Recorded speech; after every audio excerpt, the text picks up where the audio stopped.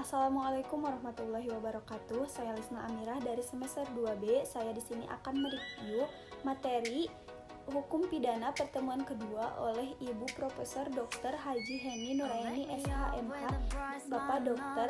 Randy Adit Hayadi SHMH. Pertemuan kedua masih membahas tentang sumber hukum pidana KUHP atau WPSNI yang berlaku mulai 1 Januari 1918. Sebelum tahun 1918, KUHP yang digunakan yaitu KUHP. Selanjutnya ada hukum pidana adat atau hukum pidana tidak tertulis.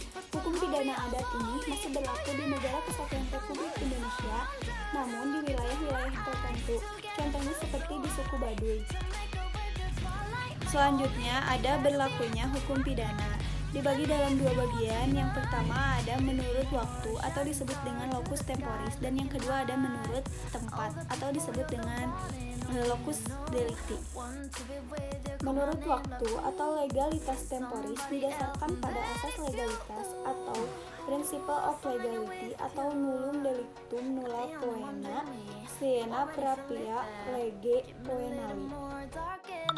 Dalam KUHP diatur pada pasal 1 ayat 1, tiada satu perbuatan yang dapat dipidana kecuali atas kekuatan aturan pidana dalam perundang-undangan yang telah ada sebelum perbuatan dilakukan.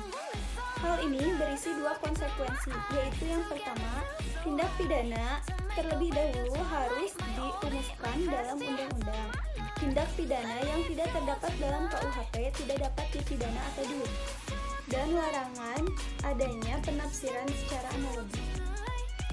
Yang kedua yaitu peraturan harus ada sebelum terjadinya tindak pidana, tidak boleh berlaku surut atau retroaktif, menjamin individu dari kesewenang-wenangan penguasa.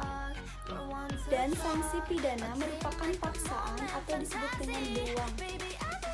Selanjutnya, berlakunya hukum pidana menurut tempat atau locus delicti.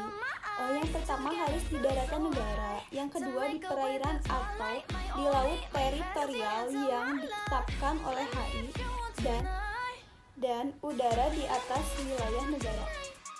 Berdasarkan hal tersebut, berlaku beberapa asas. Yang pertama, asas teritorial pada pasal 2 KUHP, asas personal atau nasional aktif ada pada pasal 5 KUHP. Selanjutnya, asas perlindungan atau asas nasional pasif pasal 4 dan pasal 7. Selanjutnya, asas universitas, ekstradisi atau penyerahan atau bantuan hukum yang bersifat internasional. Sekian dari saya, mohon maaf bila ada kesalahan. Wassalamualaikum warahmatullahi wabarakatuh.